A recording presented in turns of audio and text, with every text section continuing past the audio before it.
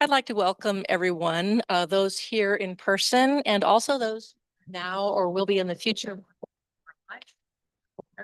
to the 2026 edition of Crimson Reads, the library's 13th annual celebration of WSU authors. Please just ignore slightly published thing. I'm sure everyone here has experienced the difference between the proposal and the paper. We're just going to go with that. I encourage everyone to read the great article Nella Letitia has written about this year's edition. It's linked on the library's homepage, and want to acknowledge her work and that of the library's graphic artist, Amy Gray, in creating wonderful text and graphics. And I know our authors are really happy with them for our celebration, as well as the work of librarians John Schoenfelder and Tim Wang, who did the work for this panel, but were not able to be here. After the panel, I invite you to check out there. We've kind of gone a little bit further this year. Of all of our 26 slate of books, it's located by the entrance to the Cub Tunnel. So let me go ahead and introduce our panel. Dr. Smith is Associate Chair and Associate Professor in the School of Politics, Philosophy, and Public Affairs at WSU, where she works at the intersection of agriculture and food ethics, environmental justice, and philosophy of technology. She's the author of Ethnical Omnivores, Better Eating for Everyone, Routledge 2025, and co-editor of several other volumes. Her research spans food sovereignty, urban agriculture, and the ethics of emerging technologies and food systems. She's committed to scholarship that speaks beyond the discipline and to public audiences who share these concerns. Dr. Nick Overtomb is the Associate Professor in Ancient History here at WSU.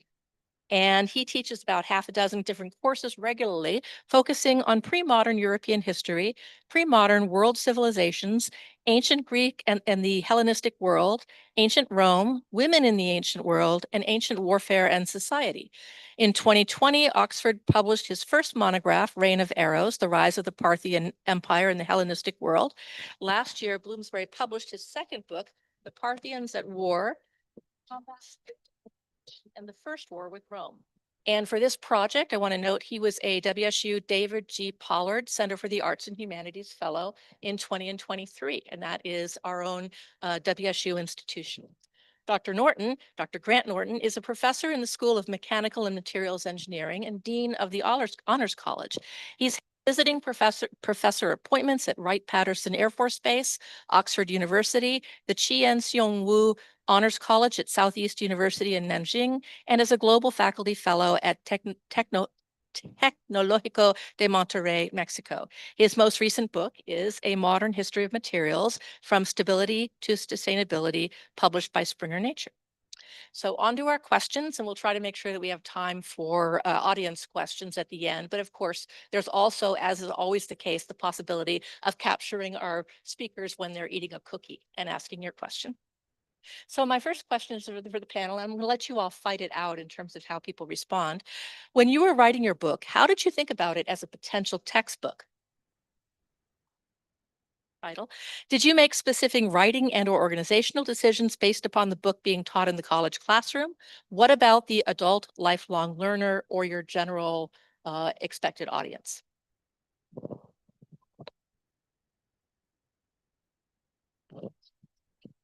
Check, check. I can hear okay. In writing this book, I thought it would be very useful for at least two of my courses, but specifically I teach a course on warfare and society in the ancient world. And what this book is doing is it's bringing in an overlooked people from West Asia into the grander sort of discussion of antiquity, where of course the Romans and the Greeks get a lot of the limelight, as they, I suppose, should. But there are a lot of other important peoples that they're interacting with culturally, economically, militarily. And this is just one effort amongst many studies recently that are being published to sort of bring light into that.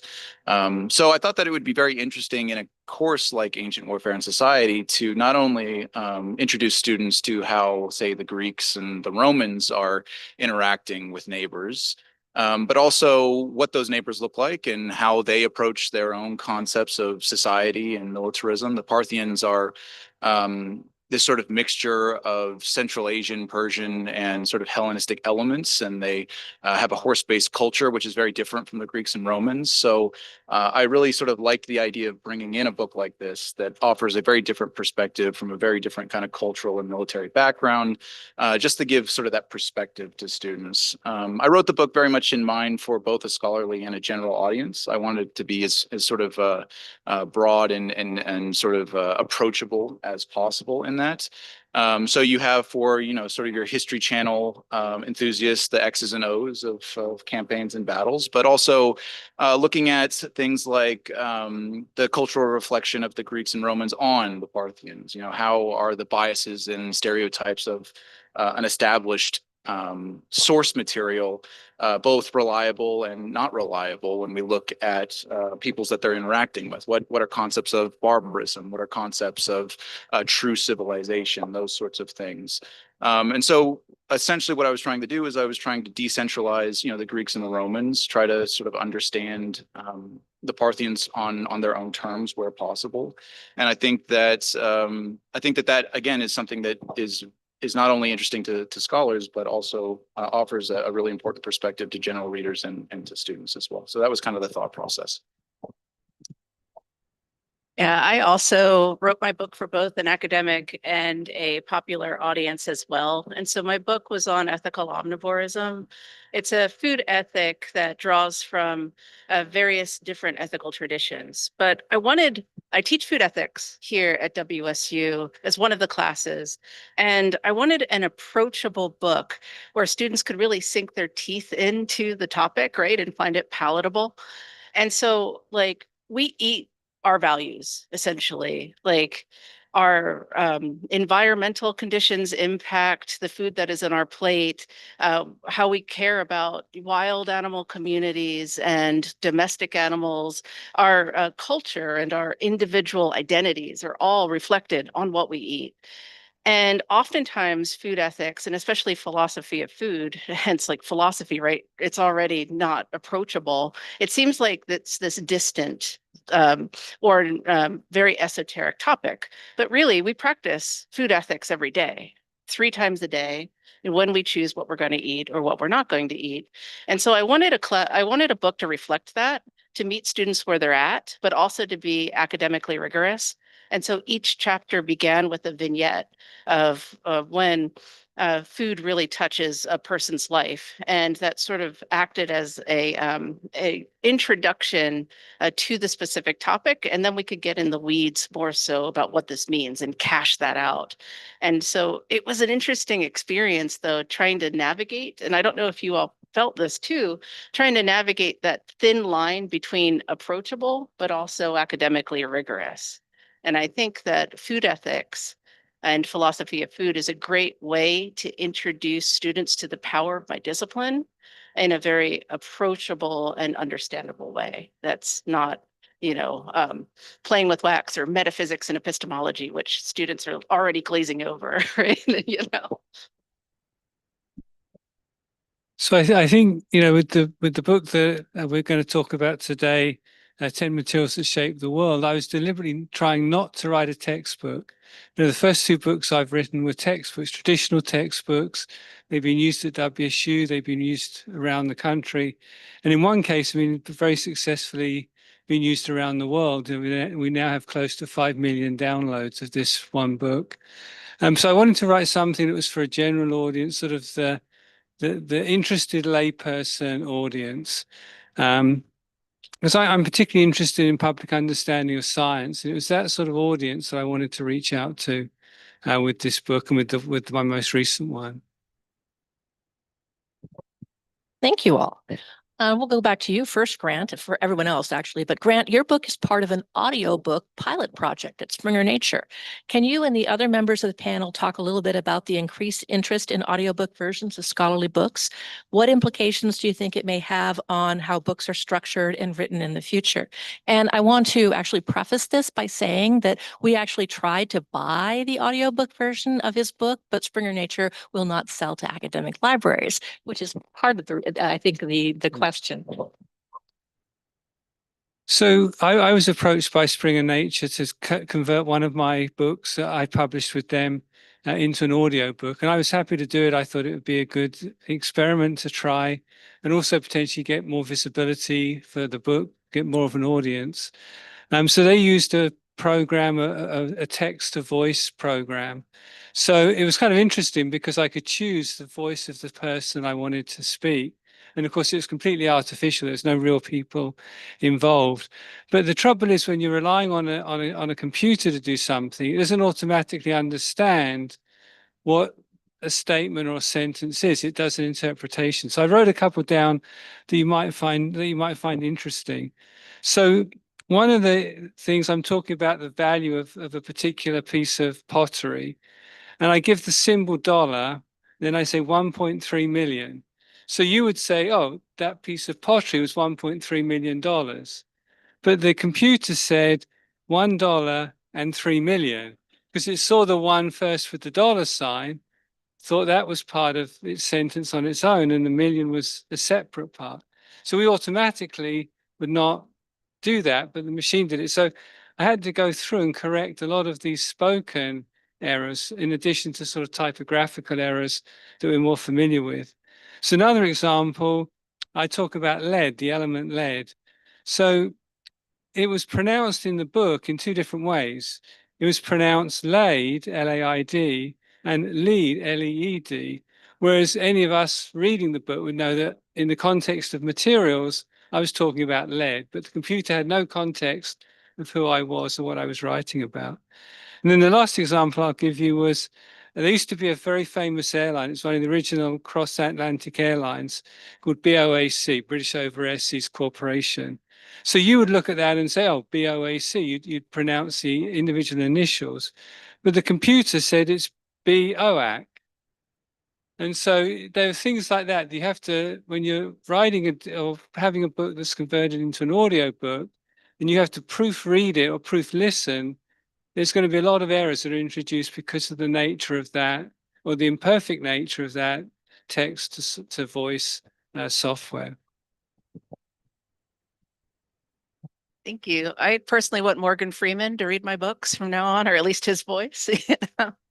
But I think that the audiobook, the shift towards audiobooks is very interesting.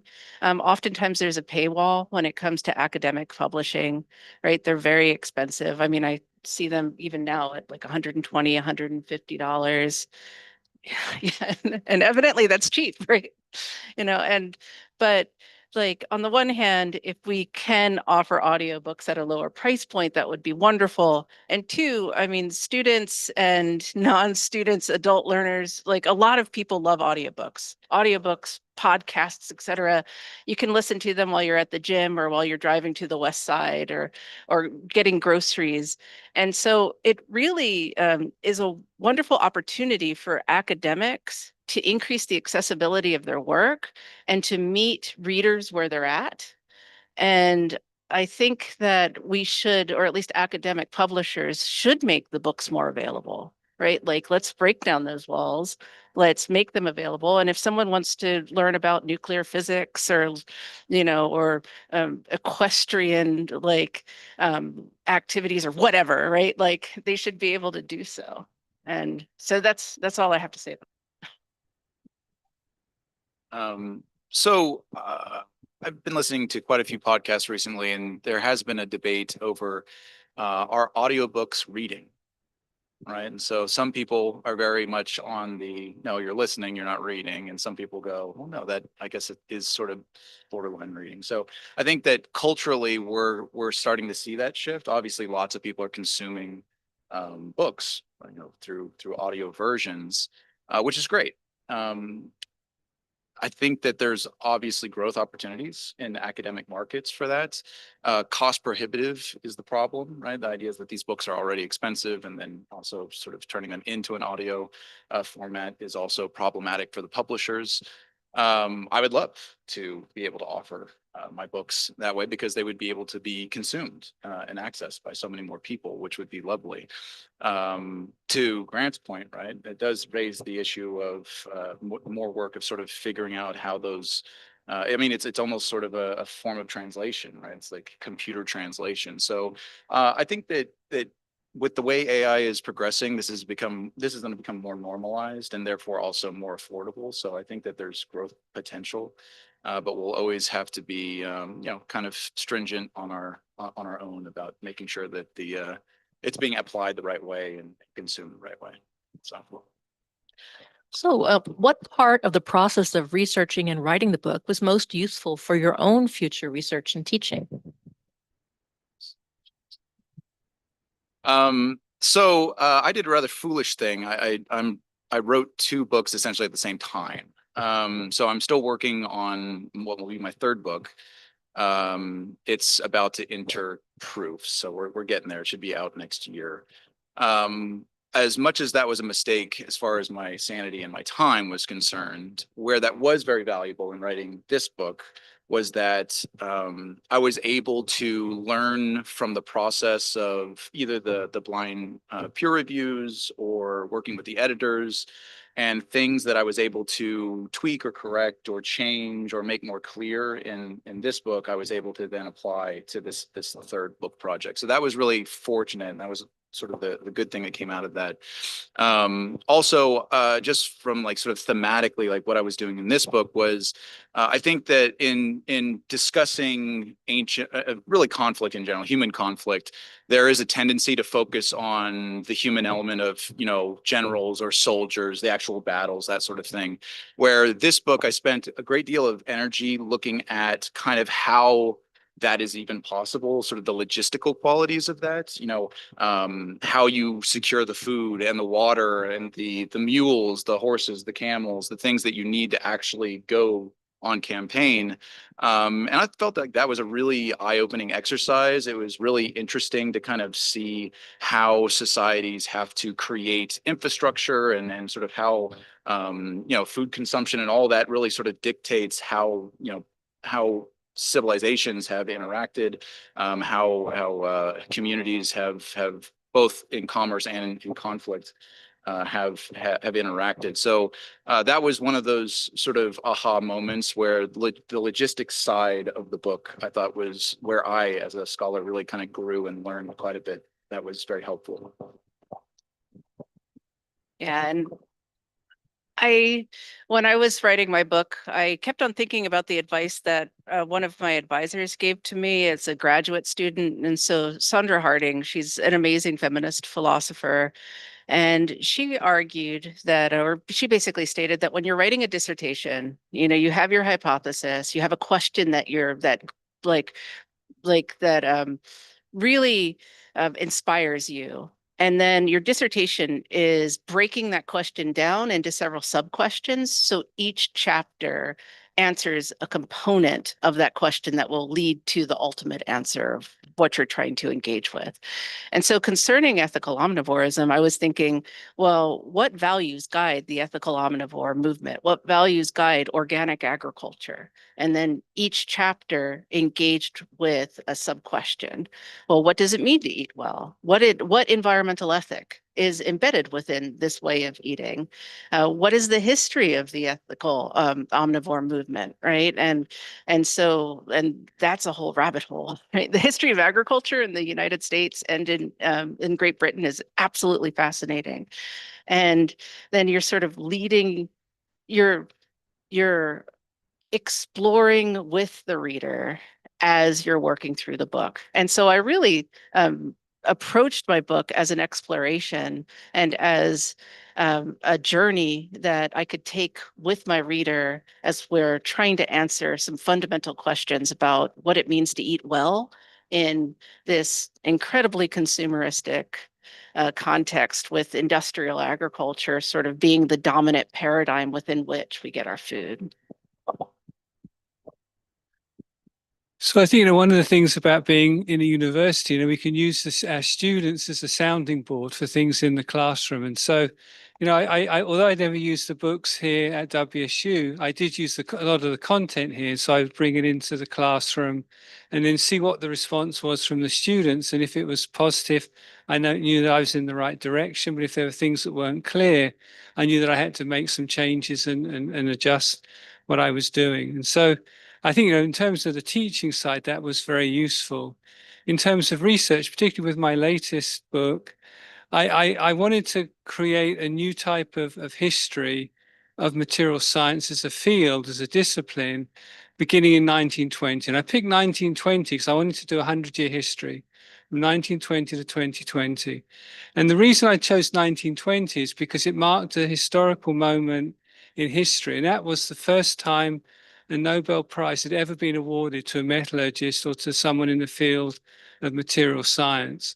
And so that was my starting point. And then building that history up to the present day was kind of, I had to then take parts of the discipline and put them in a chronological order, which had never really been done before in that way. And certainly not considering this sort of 100-year period where we had these rapid developments in material science, basically started from the accidental discovery of a particular metal alloy.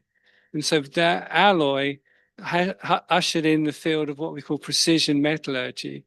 It's when you can control the properties of a material by adjusting its composition. And no one had significantly done that until the early 1900s. Okay, our next question is, were there times when you doubted that your research would make for a good book topic, or times during the writing process where you were discouraged? What did you do to overcome your doubt? And what kinds of support from colleagues, mentors, friends, family, etc., were most helpful to you as you kind of worked your way through the slog? I think to answer the beginning part of your question, I was concerned the whole time when I was writing that it wouldn't end up as anything any value. But I think, it started when you start the project, you have to just keep going. And even when you realize, or feel that, you're not going to be able to produce something of value, you have that imposter syndrome, something like that. But you have to just keep pushing through. And certainly, the colleagues I have in honors, have been incredibly supportive all the time of whatever I'm doing. And so, having that value, I think, has helped a lot. Yeah, I was also worried about whether or not my book would capture the interest of the audiences that I wanted to read it. But I have very supportive friends and colleagues. And if anything, they just wanted me to stop talking about agriculture. They're like, please, just get it out there. We don't have to hear it anymore. Don't get me started on the history of animal agriculture in the United States. I'll bring it back. But the big hurdle for me was actually writing such a large project, right? You were talking about 90 to 120,000 words. And so just sitting down and thinking, oh my gosh, I have to write this book and this is due to the publishers in 8 months or whatnot.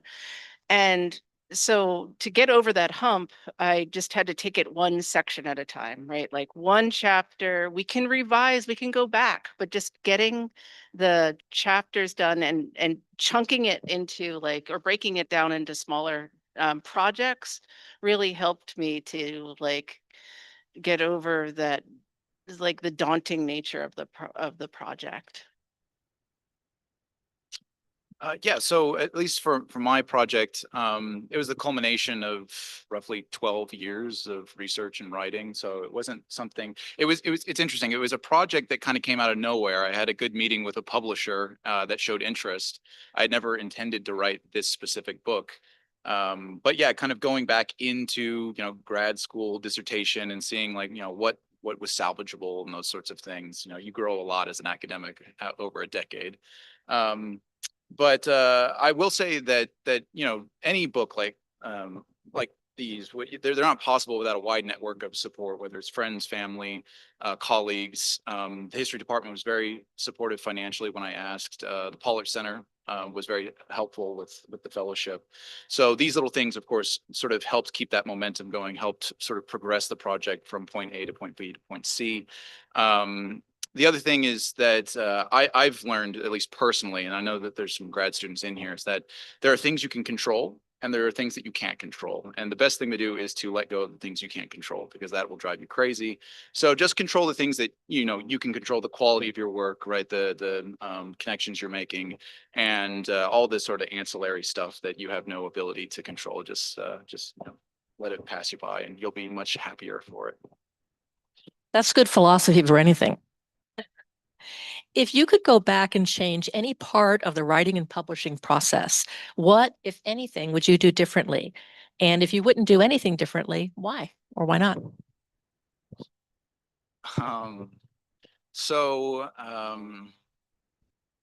That's a great question.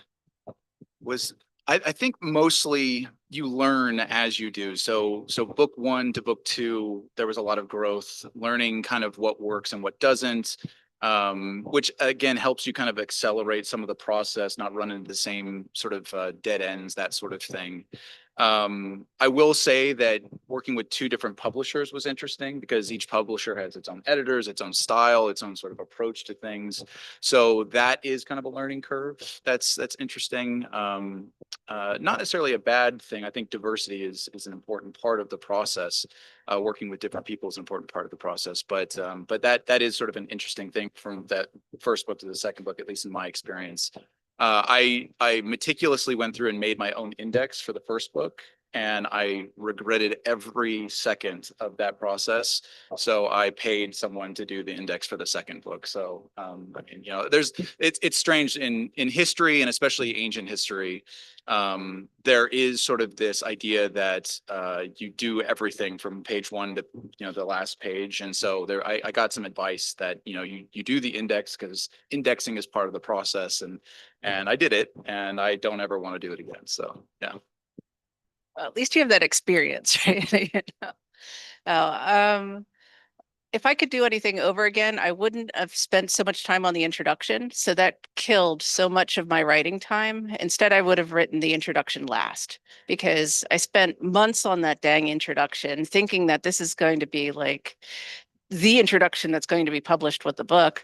And then it turns out that after I finished the book, because it is a process and you are thinking through your ideas and sort of developing a system within that, or a narrative, I should say, a unified narrative within the piece, that I actually went back and I had to redo the entire intro. So it was just wasted time. So that's what I would do in the future.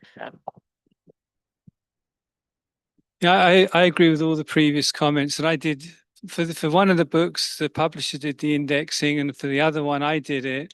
And it's an awful, painful process. So I agree 100% with what you said. I think the only advice that I would give myself looking back is to have done it earlier and to have done it quicker. I mean, I think I was anxious too often about the quality of what I was writing, which stopped me writing. And I should have just powered on through, because there's always the opportunity to come back and edit something, but you can't edit nothing. So once you've got something down, you can then work on that and improve it. So I should have really been a lot quicker, because I think some of the ideas that I had would have been better shared with the community earlier on than I did. So that would be my advice to myself. Makes sense. I did a book index once too, and seriously, it's terrible. Get a professional. If a colleague or graduate student new to writing books came to you and said, I have this really great idea for a book and would like to get started writing, what advice would you give to them regarding first steps to take? I think, one of the first things to make sure of is that there's an avenue for your book. So I think the first thing to do is to do a search. Has someone done what you're already trying to do? Because then it's not much point unless you can find a different approach, a different angle. And so particularly with my most recent one, choosing this 100-year, this century of developments in material science was a new way of looking at an old subject. I mean, we go back to 1920. But I think the most important thing is to make sure you're not doing something that's already out there. And if you are going to do something, make sure you've got a window that you can go through that will make what you're doing stand out and be unique. Yeah, I absolutely agree with that. And also, I think that it's important to pick something that you're passionate about because you're going to be sitting with that topic for a long period of time. You're going to get sick of it. Like 6 months in, you're going to be like, oh my goodness, why am I writing about this? So be sure to pick a question that really like galvanizes you. Two, a great rule of thumb too is to write up your idea in a paragraph, something very short, and then ask your friends and family about it and be like, hey, I'm thinking about writing this book, and give them the like 2-minute elevator pitch and see what they think. And you would be surprised, like, people get excited about that stuff and they'll have all sorts of advice, and then that will help you further develop the idea that will then turn into your book proposal. And so again, I was annoying with friends and family being like, okay, ethical omnivores. They're like, no, but it was very helpful. Just thinking through ideas with other people. Yeah, so I completely agree. I like the idea of you can't edit nothing, right? And so budgeting time I found really useful. Finding that work-life balance is, I think, important to avoid burnout, which is a serious problem that you can have in academia. Absolutely, you're rereading the same stuff over and over again, poring over it over and over again. So you can get quite tired of it, right? So it does need to be something that gives you kind of a passion, a fire that you want to keep working on it, or else, yeah, you'll just discard it eventually. But yeah, I think for when graduate students talk to me about kind of a dissertation or kind of, what's the process of becoming a published writer, to be a writer, you have to write. You have to push through the sort of writing block. If you accomplish, I'm really of the mantra, if you accomplish just something every day, that turns into a very productive process at the end, as opposed to letting that block get in the way. And then suddenly you look, it's been 2 months, I've gotten nothing done. So just accomplish, a little bit. Some days you'll be able to write a lot. Some days you'll be able to write just a little bit, but just kind of working incrementally on manageable tasks, I think, is a really important part of the process of being a successful writer. This is our last official question. As everyone may know, the WSU Press is now part of the libraries. So, or, co with the libraries, or, we're together. So I'm required to ask a publishing question.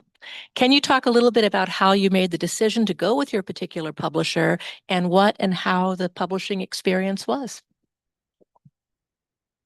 Sure. So through meetings, I went to national conferences and set up meetings with publishing reps that were at those conferences, and some of those meetings went well and some of them didn't go well. And I think, again, that's part of the process. You're going to be working with these people for years and they're going to be publishing your IP. So you want to find a good match. You want to work with someone that's going to make you feel comfortable in working with them.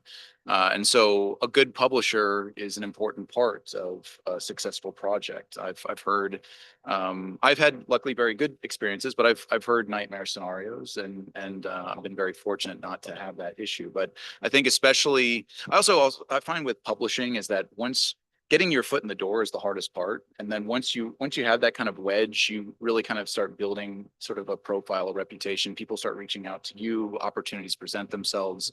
So it's hard when you first start, graduate students especially.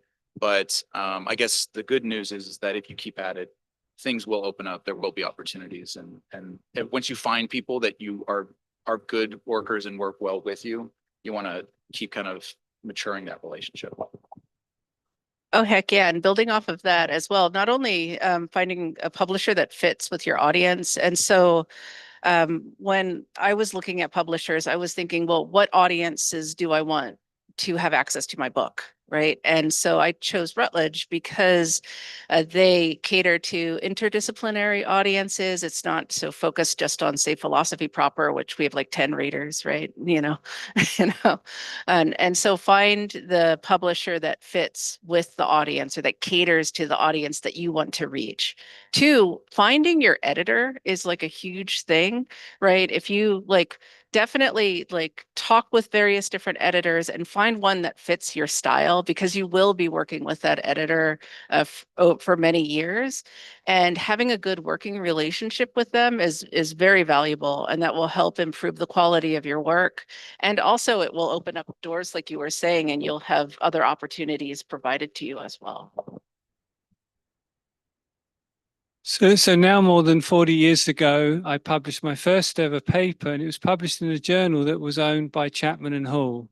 So Chapman and Hall no longer exists. They were acquired by Springer, but my relationship with that office, with that company, basically continued. So all of my major work has been published either through Springer or Springer Nature, or one of the companies that they acquired, like Chapman and Hall.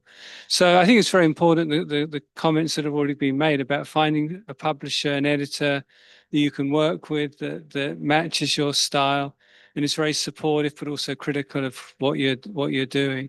And just kind of one comment on the previous question. No one sees what you've written until you submit it. So you can write absolute rubbish and don't worry about it because you're going to have lots of time to fix it before you submit it. And as long as no one can see what you've done, the first draft, the second draft can be awful, but you're making progress if you do something every day. Sam's mention of sort of the editorial aspect of it makes me add a sort of a follow-up question. Did any of you have a situation where you and your editor were in conflict? And if so, how did you deal with it? I don't think I had any issues in that way. I had one issue with my new book that I'm working on. It's it's AI ethics for agriculture and food systems. And so originally I wanted to write the piece on agriculture and food systems because that's the type of work that I do. And they were originally looking for like an AI ethics primer, but using agriculture and food as sort of as a case study. And so I wrote up a completely different proposal. I was like, okay, fine, like AI ethics, and then I'll use food as the example.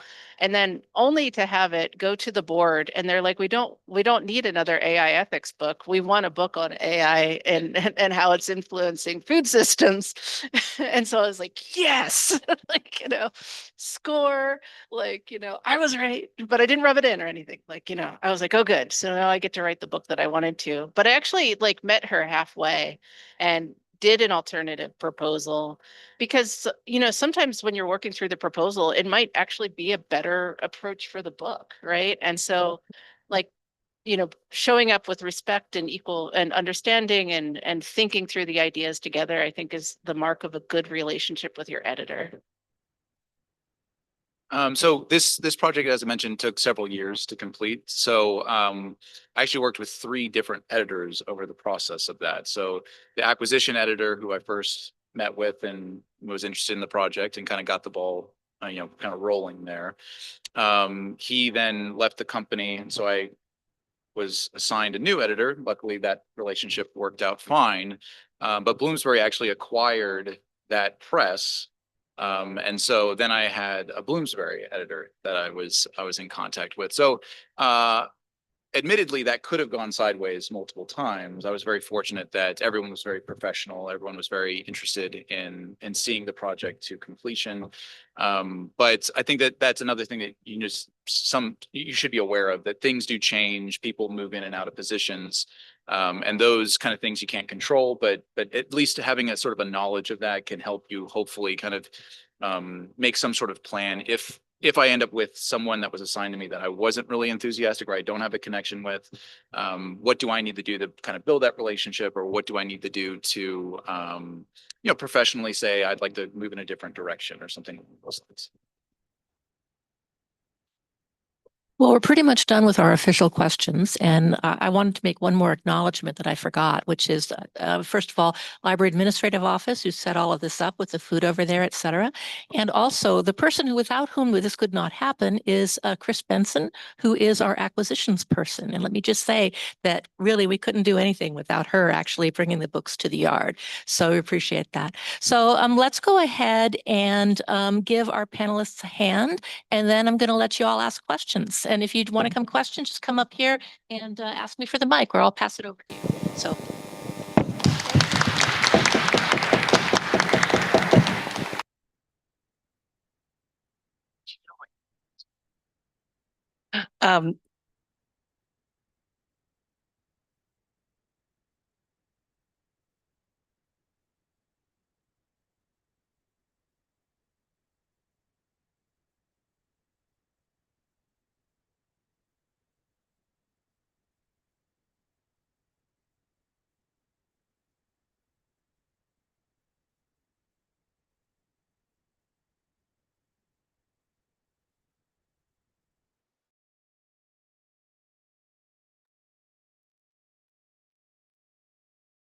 Social media.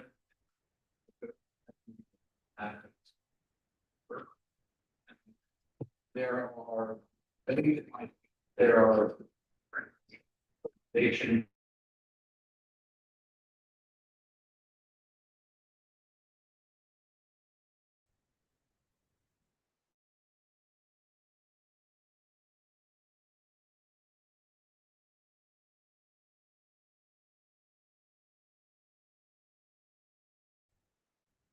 At least as a historian, you need to be aware that a lot of this, kind of the onus of this, is going to be on you, and you kind of drumming up interest in your work is an important part of that process. Yeah, I agree. And so like you should be starting your social media campaign at least 6 months before the launch of your book. And so having that, set up with your various tweets and, messages and whatnot that are coming out is important. Building a website page where you could actually engage with sort of a more personal marketing campaign about your book, like why I wrote it, and do like a blog, like esque, treatment of that is important. Also, as you were saying, like reaching out to professional organizations as well, that's very important. Showing up at Bruised Books with your book and being like, I wrote this, it helps too, And so the grassroots aspect of it is becoming increasingly necessary, especially with all of the noise that readers are experiencing in this sort of oversaturated market. So primarily, Springer Nature has been promoting the book through their social media accounts, and then also it turns up at a lot of conferences. They take the book to different conferences, and this is one of the books they've been promoting over the last few years. So I don't personally do any promotion myself, but it's done through the publisher. Shameless plug. Take 5 seconds for you. Shameless plug.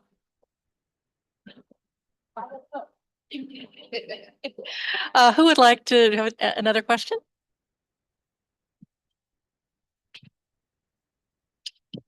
As far as accessibility,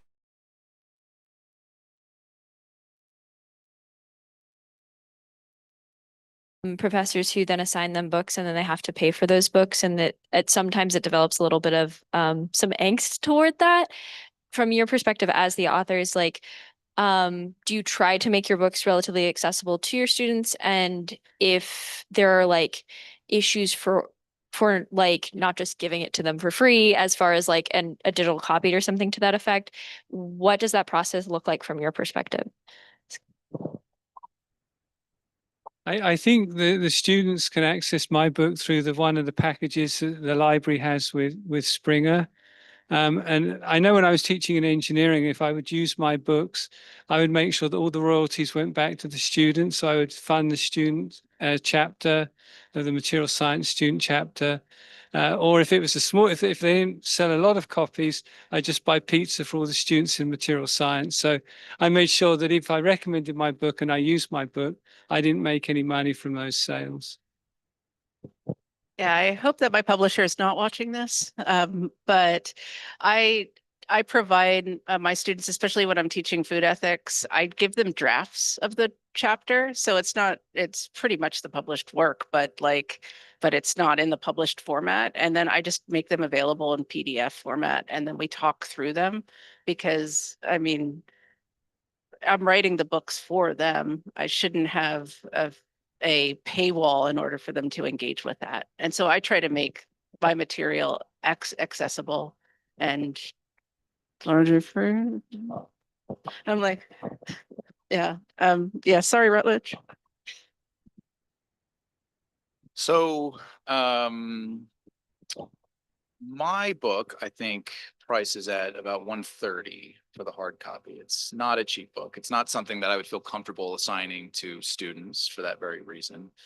In a hard copy format, I worked with the library to access a digital copy that is a reliable digital copy that allows for students to access it. So I think that there's ways working with the librarians on how you can make these things more accessible and affordable. There are, at least again in history, there are certain books that are older that just don't necessarily have that option. We also were talking about the quality of digital books is not equal. You know, some are good and some are bad. But at least for newer publications, generally they're pretty well done. And I think that that's a good way to build that accessibility, is to at least have an option digitally. I essentially with my students, I tell them that I prefer them to get hard copies. I obviously I don't apply that to books that are crazy expensive like that. But I think that there's an important task of sort of learning through the actual act of reading something that's physically in your hands. But the same thing is that if there is need for a digital copy because it's price, you know, sort of prohibitive, then I always work with the library to try to make that work. Unfortunately, not every book is available electronically, but you know, we do what we can. Any other questions?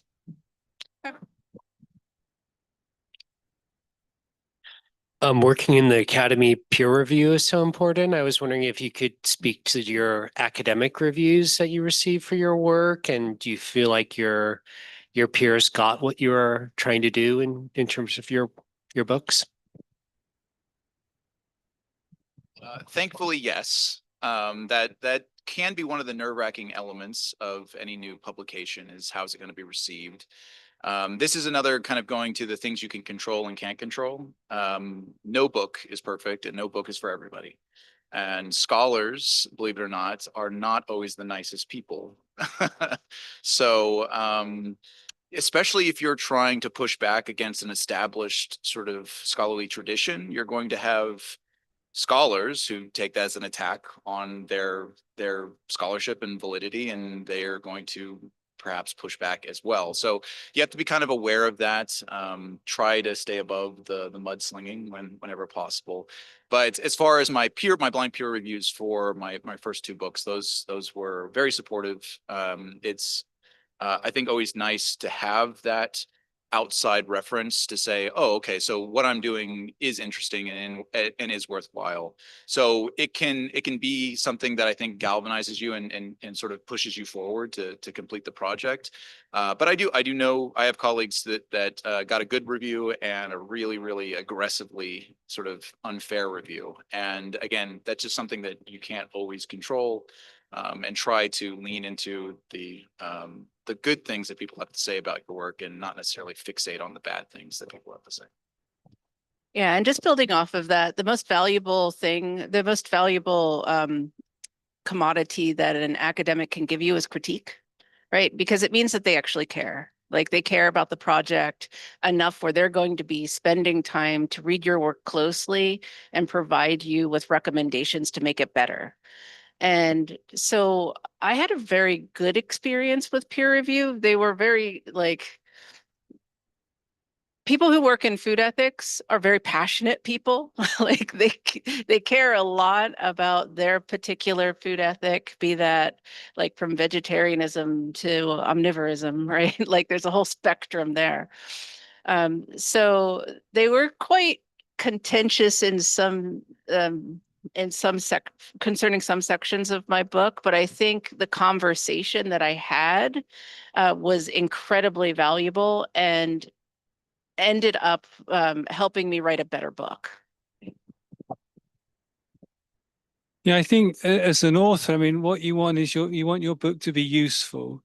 I mean, you want people to value it and find use in it. And so one of the metrics I look at, I know it's an imperfect metric, but are the number of times the book's been cited or downloaded. And so, even with my first book, which I wrote in 93, I think we're up to over 3,000 citations now and many thousand downloads. So even within the last year, I've got people that have reached out to me with a question about the book. They want some clarification on a point or some more information about a particular data point that we represent in the book. So it means that they're still using it. They're using it for their students. They're using it in the classroom. And so really, to me, that's the most important metric is it being used? And the evidence, at least that I have on that somewhat imperfect metric, maybe, is that people are using these books. And so there's a value there. And that is an excellent way to end our panel. Thank you all. This was a really interesting discussion. I think those who are present here currently and those of you who are watching now or in the future, I think there were lots to glean from this, and we really appreciate your work. Thank you so much.